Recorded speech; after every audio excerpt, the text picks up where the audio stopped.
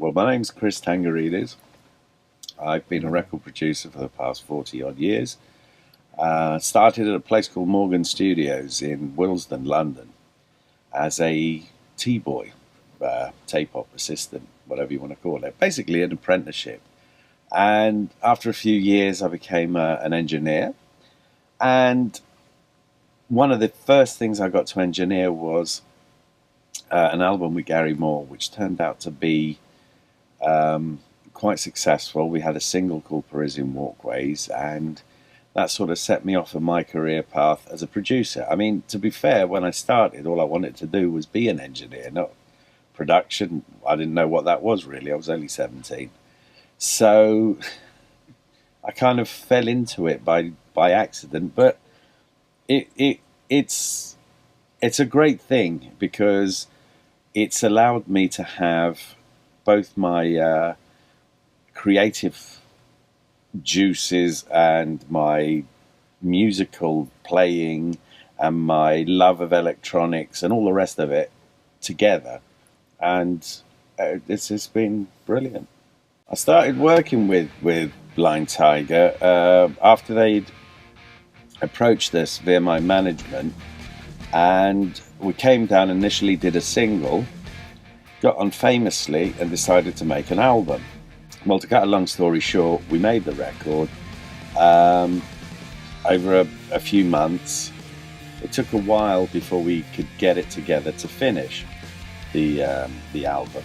But having said that, as I recall, the bass player had left.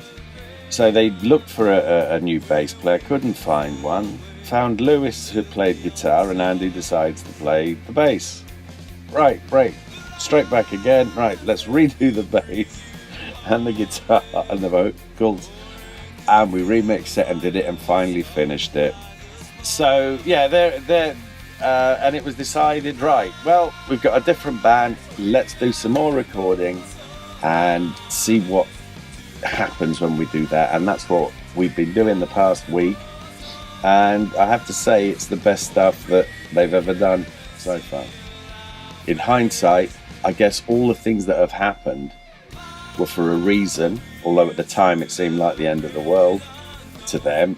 But it's all turned out so far for the best. January of 2014, I was away in Greece, in Athens, for a gig. And I came back, and I was working with the choir boys at the time. I woke up 3 weeks later in intensive care at Guy's and St Thomas's with Legionnaire's disease, and it damn near killed me. And if it wasn't for the wonderful people there, I wouldn't be here. And it really was, I mean, very serious. It took me a long time to get myself back to strength, to be able to walk again, because I couldn't even do that. But yeah, so that kind of put the dampeners on most of my projects I was working with. But luckily, people rallied round, and we managed to get everything done and out, and eventually finished the album, which was, yeah,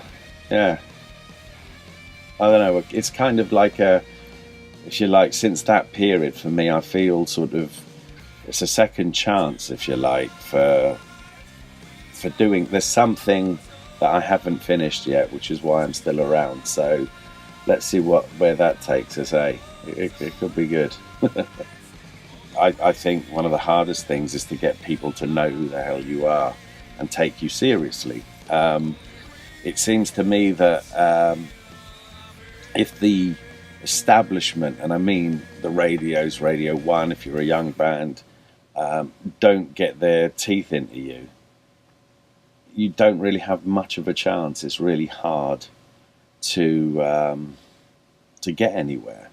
And it's a really, really tough road to go, and you're going to get many, many knocks. But the secret is to be determined, to like and love what you do that much that someone kicks you in the teeth, you get up and you just keep going at it, because that's the only thing that we any of us has to do anything really. It's that blind faith in the ability of yourself and what you can project out to others. And as looking at it from my perspective, they're a band that can play and sing well and in tune and correctly, and so why won't it happen? Why? Well, it will. Just have to keep out going at it. It's very hard to say in a few words what the sound is that this band make. I think it's kind of, well, it is unique to them because there's not a lot, especially these last three songs. I can see a specific order of things where there are lead guitar motifs all the way through. There's a rhythm track, as in you could do it with an acoustic guitar, but it's done on electric, and there's some very melodic bass lines that go along with it, and some really steady drumming. So it's not as, it seems to be more ordered.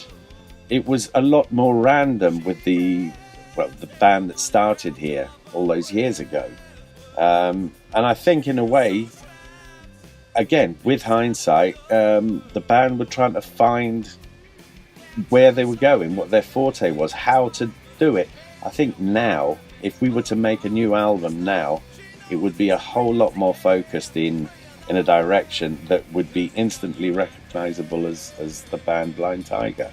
And it's a band, I think, that will do especially well at festivals because they're big anthemic choruses always, and that's what people like. Get into a chorus, have a good time.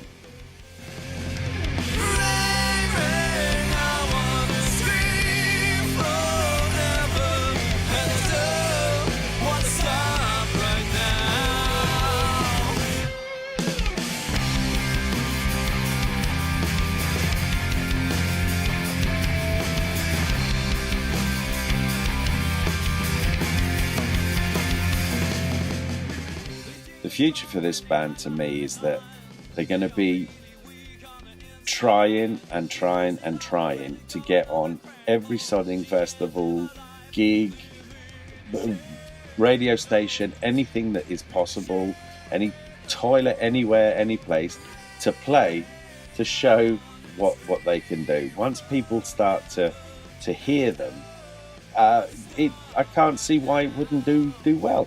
They need to get out of their local area because that's what happens. And I think if we can find a decent booking agent and a good manager for them, it will open up a lot of doors.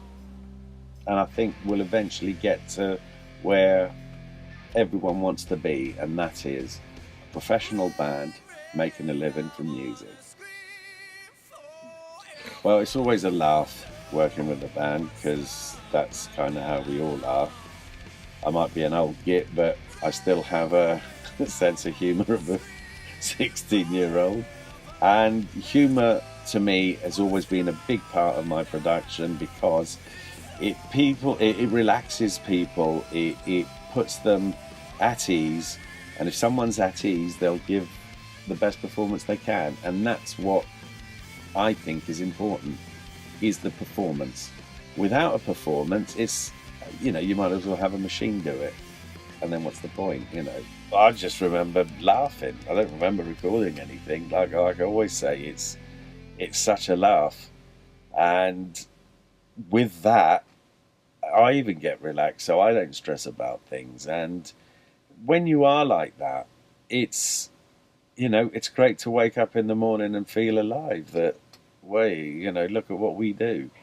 This is how I make my living, and I'm the luckiest bastard in the world. The memories that stick out are just the sort of fun moments, really, that, watching silly TV shows and whatnot, and just reciting them to each other day in, day out, to the point of enough already. But I think it's just the general banters between everybody that is the nicest part of it, and it's everyone feels like one big happy family, really, except the bastards that left. Oh God.